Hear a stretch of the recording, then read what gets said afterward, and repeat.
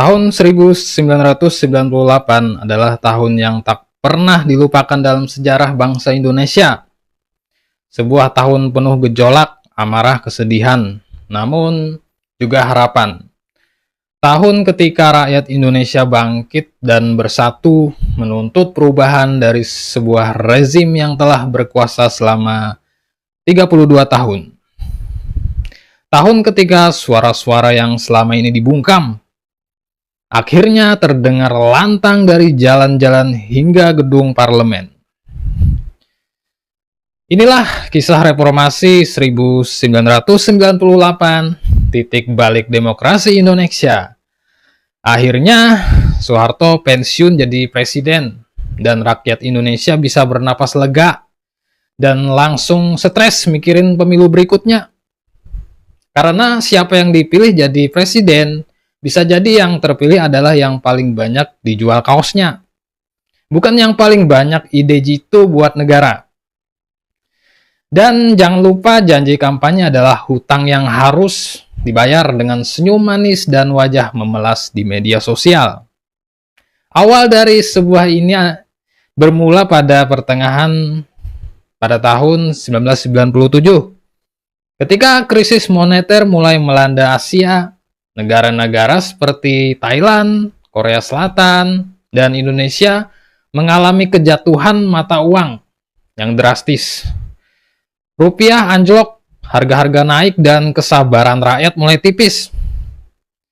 Seperti saldo rekening pasca beli pulsa. Efek domino ekonomi yang bikin rakyat kecil jadi ahli menghitung pengeluaran, tapi lupa menghitung pendapatan. Namun Indonesia terkena dampak paling parah. Nilai tukar rupiah yang semula berkisar di angka Rp2.500 per dolar loncat seperti kuda menjadi lebih dari Rp15.000 per dolar hanya dalam beberapa bulan. Harga-harga kebutuhan pokok meroket, daya beli masyarakat menurun tajam, dan ribuan perusahaan gulung tikar. Efeknya rakyat jadi kreatif, makan seadanya, hemat air, dan hemat listrik. Karena yang lain sudah habis duluan. Jadi wajar kalau rakyat pada saat itu punya harapan besar pada pemerintah, tapi yang didapat malah PR besar untuk bertahan hidup. Pemerintah seperti sulap, tapi yang keluar bukan kelinci, melainkan tagihan-tagihan yang bikin rakyat bengong. Rakyat kecil jadi master menghitung mana yang lebih murah, makan nasi goreng atau puasa. Akhirnya rakyat Indonesia jadi ahli ekonomi versi rumahan. Hemat di dapur tapi ngutang di warung. Dalam sekejap jutaan orang kehilangan pekerjaan, pengangguran jadi profesi baru di Indonesia. Dengan gaji kosong tapi pengalaman luar biasa. Sementara itu, rakyat semakin melihat dengan jelas betapa parahnya korupsi, kolusi, dan nepotisme, atau yang dikenal dengan istilah KKN, yang telah lama mengakar dalam tubuh pemerintahan Orde Baru. KKN seperti virus, tapi yang diserang bukan komputer, melainkan kantong rakyat. Dan antivirusnya mungkin pemilu. KKN di Orde Baru seperti bumbu masakan yang wajib ada, tapi yang paling merugi jelas dompet rakyat. KKN bisa jadi kumpulan kolega nepotisme atau komite khusus ngutang. Di tengah penderitaan rakyat, segelintir elit tetap hidup bergelimang kemewahan. Mereka seperti magician, ya, uang rakyat jadi abrakadabra, menghilang, lalu muncul jadi mobil mewah. Mereka seperti ATM. Apa itu ATM? Ambil transfer mewah. Dan rakyat cuma bisa mencari takjil buat bertahan hidup. Kekecewaan dan kemarahan masyarakat mulai mengalir menjadi gelombang protes, dan di garis depan berdiri para mahasiswa yang menyuarakan perubahan dari kampus-kampus di seluruh Indonesia. Mereka bukan hanya menyuarakan ketidakpuasan terhadap krisis ekonomi, tapi juga menuntut perombakan sistem secara menyeluruh. Mereka menginginkan reformasi demokrasi yang sesungguhnya, kebebasan berpendapat, dan pemerintah yang bersih dari KKN. Mahasiswa jadi superhero, penyelamat negeri. Kostum seadanya, tapi semangatnya luar biasa. Mahasiswa seperti detektif, kebenaran mencari bukti, dan menuntut keadilan, walaupun kadang dosennya yang ngantuk. Mahasiswa turun ke jalan, tapi bukan cuma untuk demo, tapi juga untuk membuktikan bahwa kuliah di pojok kampus sudah tidak relevan lagi. Karena kalau yang penting cuma IPK tinggi, tapi lupa tentang rakyat yang terjepit, ya sama saja lulus jadi penonton dalam drama kehidupan bangsa. Demonstrasi demi demonstrasi mulai bermunculan sejak awal 1998. Tuntutan mereka jelas, turunkan harga-harga, berantas KKN, dan yang paling besar, turunkan Presiden Soeharto. Sebuah tuntutan yang pada masa itu masih dianggap mustahil oleh banyak orang. Mengingat kuatnya cengkraman kekuasaan rezim Orde Baru, Soeharto seperti mie instan, sulit diaduk dan lebih sulit lagi untuk ditarik dari kekuasaan. Namun mahasiswa dan rakyat bersatu, membuktikan bahwa kekuasaan tanpa legitimasi memang bisa kadaluarsa. Tekanan dari rakyat tak bisa dibendung. Gelombang aksi mahasiswa membesar. Ribuan orang memadati jalan-jalan di Jakarta, Jogja, Bandung, Medan, hingga Makassar. Mereka bergerak dalam semangat damai, membawa spanduk, dan menyanyikan lagu perjuangan.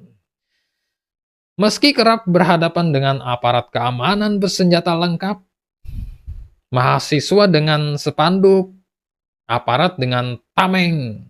Tapi yang paling berat adalah tameng hati rakyat yang sudah jenuh.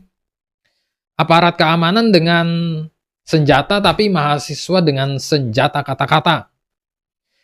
Mahasiswa bukan lawan aparat, tapi lawannya adalah sistem yang sudah kebal terhadap nurani. Puncak ketegangan terjadi pada 12 Mei 1998. Ribuan mahasiswa dari Universitas Trisakti turun ke jalan untuk berunjuk rasa secara damai. Mahasiswa Trisakti berdemo damai, tapi rupanya aparat keamanan lebih panas daripada demo mereka. Namun, sore itu pasukan keamanan melepaskan tembakan ke arah massa. 4 mahasiswa tewas. Elang Mulia Lesmana, Hapidin Royan, Hendriawan Si, dan Heri Hartanto. Keempatnya dikenal sebagai pahlawan reformasi. Tragedi Trisakti jadi titik balik membuktikan bahwa peluru bisa membungkam suara-suara kritis, tapi tak bisa membungkam sejarah. Mahasiswa minta reformasi, tapi yang didapat adalah reformasi. Cara aparat menembak. Darah mereka menetes, tapi semangat reformasi makin menggelagak. Seperti kopi tubruk, langsung membangunkan kesadaran rakyat. Kematian mereka bukan akhir, tapi awal dari zaman era di mana rakyat tak lagi takut. 4 nyawa melayang, tapi jiwa reformasi tetap hidup dan terus berjuang. Korban jiwa jadi pelecut bagi rakyat untuk terus bergerak membuktikan bahwa harga kebebasan tak bisa diukur dengan nyawa. Kematian mereka jadi pemantik api kemarahan yang lebih luas. Dalam hitungan jam, Jakarta meledak. Dalam kerusuhan, toko-toko dibakar dan dijarah, gedung-gedung dilalap, api yang apinya tidak terkendali. Semuanya jadi bahan bakar tanpa pandang bulu. Masa kehilangan kendali, banyak korban jiwa berjatuhan, dan yang paling memilukan adalah kekerasan terhadap etnis Tionghoa yang ternyata yang terjadi di tengah kerusuhan. Ratusan perempuan menjadi korban kekerasan seksual. Ribuan orang luka-luka dan ribuan lainnya kehilangan tempat tinggal dan usaha. Kerusuhan Mei 98 ketika ribut-ribut di jalan jadi ajang unjuk gigi dan lupa unjuk empati. Mayat bertebaran, toko-toko dijarah, dan yang paling berhasil adalah pedagang besi tua. Karena banyak mobil yang disumbangkan jadi scrap. Kerusuhan total, tapi yang paling kena getahnya adalah etnis Tionghoa. Mereka cuma jualan bakpia, tapi malah jadi sasaran amukan. Kerusuhan Mei 98 di mana ribut jadi tontonan dan kesabaran jadi langka. Mayat berserakan, bangunan terbakar, dan yang ditunggu adalah reformasi. Tapi yang datang malah trauma berkepanjangan. Sementara itu, mahasiswa dari berbagai universitas melakukan aksi damai dengan menduduki gedung DPR MPR. Mereka menuntut satu hal. Presiden Soeharto harus mundur. Mahasiswa protes dengan cara damai, tapi yang nggak damai adalah tuntutan mereka Soeharto mundur, bukan cuma kopinya. Mahasiswa berorasi, rakyat berdemo, dan Soeharto berpikir, aku sudah terbiasa dengan protes, tapi ini mahasiswa benar-benar serius. Sepertinya aku harus baca koran lebih sering. Mahasiswa bilang, Soeharto harus mundur. Soeharto berkata, mana bisa?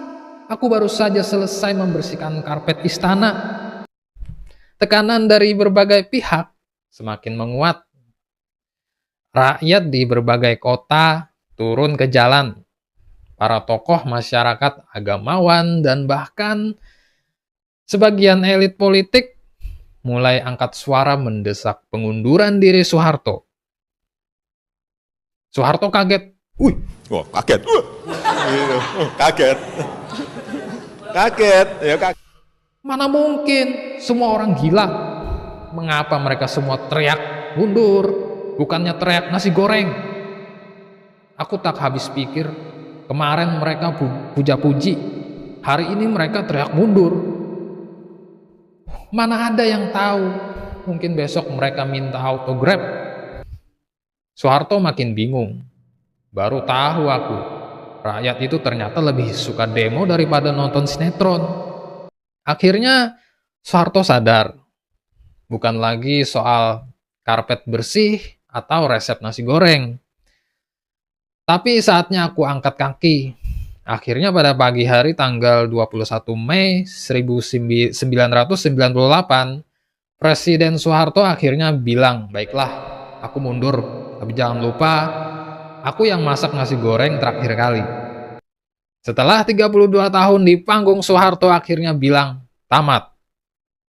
Dan rakyat bilang, akhirnya bisa tidur nyenyak tanpa dengar namanya terus. Soeharto pergi, B.J. Habibie datang, dan rakyat berpikir, semoga yang baru ini lebih enak didengar daripada yang lama.